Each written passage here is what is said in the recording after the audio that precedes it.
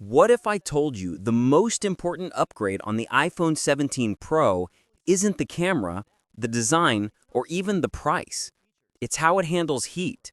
That's right, the iPhone 17 Pro might be one of the coolest phones Apple has ever made, and I mean that literally.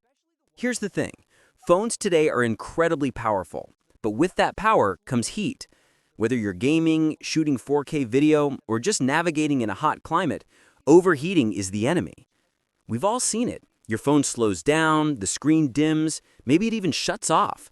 It's frustrating, especially if you've spent top dollar on a flagship that's supposed to handle everything. That's where the iPhone 17 Pro takes a surprising step forward. For the first time ever, Apple has added a vapor chamber cooling system under the hood. Android makers have been using vapor chambers for years, but Apple's been stubborn about it, until now. And honestly, this change could matter more for your day-to-day experience than the shiny new telephoto lens or the polarizing new design. Think about it this way.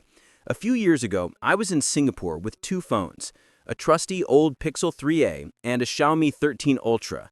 The Pixel was my main driver, handling SIM, Wi-Fi, navigation, everything. The Xiaomi was just my backup camera. But despite its age, I relied on the Pixel constantly, and it didn't like the tropical heat one bit. It kept overheating to the point where I had to find shade just to keep using maps. The Xiaomi, meanwhile, only got hot during extended 4K recording sessions, but at least it didn't stutter. The lesson? Even the best hardware struggles when heat isn't managed properly. Now imagine not having to worry about that. That's exactly what Apple is aiming for with the iPhone 17 Pro. The vapor chamber spreads heat more effectively than the old graphite sheets, so performance stays consistent even when the phone is pushed hard. And Apple didn't stop there. They switched from titanium to aluminum on the back. Why does that matter? Aluminum is a better conductor of heat, so instead of trapping it inside, the phone dissipates it faster.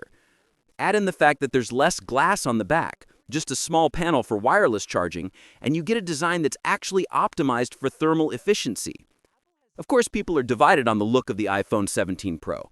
Some think it's ugly, others hate the aluminum feel compared to titanium. But here's the truth. If you care about your phone running smoothly on a hot summer day, this redesign is a win.